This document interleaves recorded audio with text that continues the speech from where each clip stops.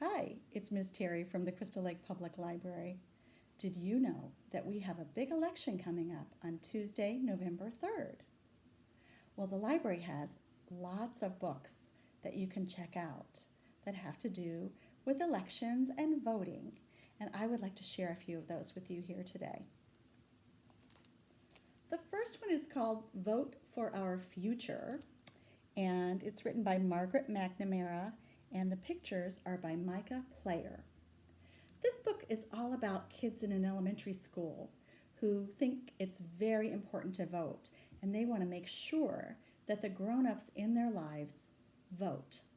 So they go out and they let people know about the election and give them information so that they will be able to vote. The next book is called Vote for Me, and it's by Ben Clanton, who writes many silly books. In this book, we have an elephant and a donkey, and they both want to win. Well, they don't act very nice about it, and they get a bit of a surprise in the end. So check that out if you want to learn more about what happens. The next book is called What is an Election by Karen Jenner. This is a nonfiction reader, and it tells just a lot of facts about elections and voting. And one of the facts I learned from the book is that in Australia, it is the law that everyone who's able to vote has to vote. Another book we have is Equality's Call, the story of voting rights in America.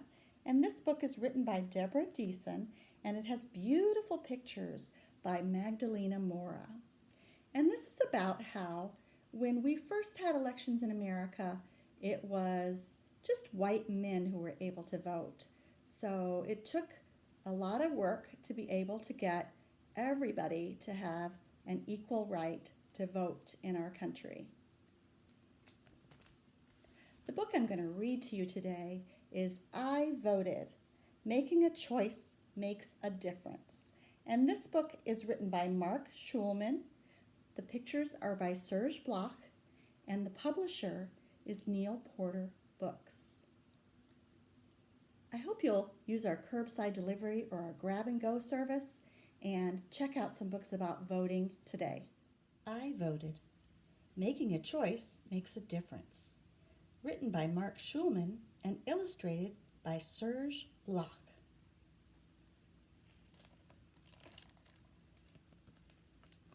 Which do you like better? Apples or oranges? Markers or crayons? Trampolines or swimming pools?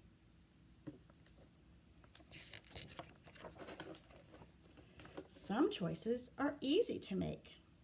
Ice cream or onions? Some choices are harder. Ice cream or cupcakes? Anytime you choose one thing instead of another, you can say that you voted for it. When you're the only one voting, do you want a kiss? Yes. You tend to get what you want. But people usually vote together. Imagine you're choosing a classroom pet. Everyone will be voting. And the pet you'll all get is the pet that most people voted for, even if it isn't the one you wanted. So, if you want your choice to win, here's what you can do before everyone votes. You can let people know which choice you want. You can work with the people who want the same thing. You can talk to the people who want something different. Maybe you will change your mind. Maybe they will change yours. Then, when it's time to vote, you vote. It's simple. Sometimes everyone knows what you chose. Sometimes it's a secret.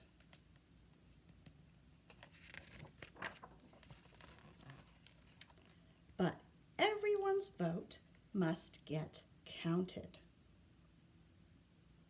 And the winner is whatever got the most votes. Maybe your side will win. Hooray! And maybe your side will not. But if you don't vote, you don't get to choose. And your vote might be the one that makes a difference. Win or lose, when everyone follows the rules, voting is fair for everyone. It's the same when grown-ups vote. Grown-ups vote for the people who help run our towns, our cities, our states, and our country. They could be mayors, governors, representatives, senators, or even the President of the United States.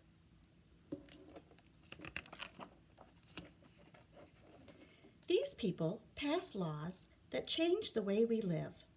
So we have to choose our leaders carefully because different leaders want different things. Some will do things you really, really like. Free for kids. Some will do things you really, really don't. No kids allowed.